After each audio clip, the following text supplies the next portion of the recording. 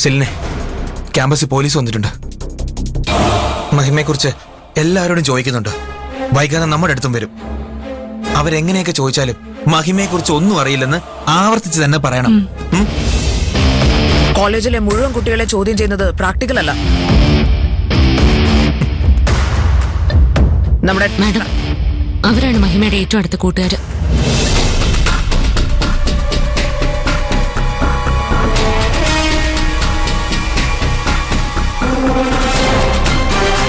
ഞാൻ പറഞ്ഞ കാര്യം മറക്കല്ലേ. എന്താ നിങ്ങളുടെ പേര്? സൂരജ്. നിന്റെയോ? സെലീന. ഞങ്ങൾക്ക് മഹിമയെക്കുറിച്ച് നിങ്ങളോട് ചില കാര്യങ്ങൾ ചോദിച്ചറിയാനുണ്ട്. ജയിലിൽ നിന്ന് ചാടിയ ശേഷം മഹിമ നിങ്ങൾ ആരെങ്കിലും കോണ്ടാക്ട് ചെയ്യാൻ ശ്രമിച്ചിരുന്നോ? ഇല്ല. നിങ്ങളെ അല്ലാതെ വേറെ ആരെങ്കിലും മഹിമ ഫോണിൽ വിളിക്കുകയോ മെസ്സേജ് അയച്ചതായിട്ടോ അറിയോ? അറിയില്ല.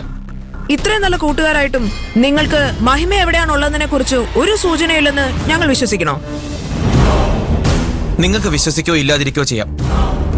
എന്നോട് ചോദിച്ച ചോദ്യങ്ങൾക്ക് കൃത്യമായി ഞാൻ മറുപടി തന്നിട്ടുണ്ട്. മാഡം,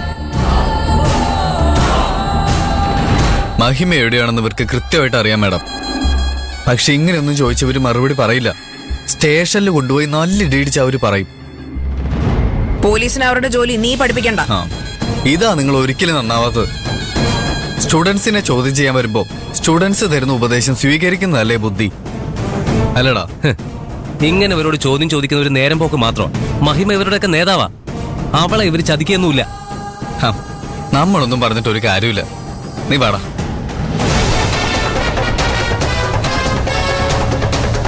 സൂരജ്, ഞങ്ങൾക്ക് എങ്ങനെയെങ്കിലും മഹിമയെ കണ്ടുപിടിച്ചേ പറ്റൂ.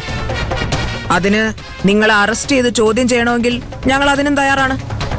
എന്നെ അറസ്റ്റ് ചെയ്ത് ക്യാമ്പസിന് പുറത്തെത്താൻ പറ്റുമെന്ന് മാഡത്തിന് ഉറപ്പുണ്ടോ? ഉണ്ടോ മാഡം?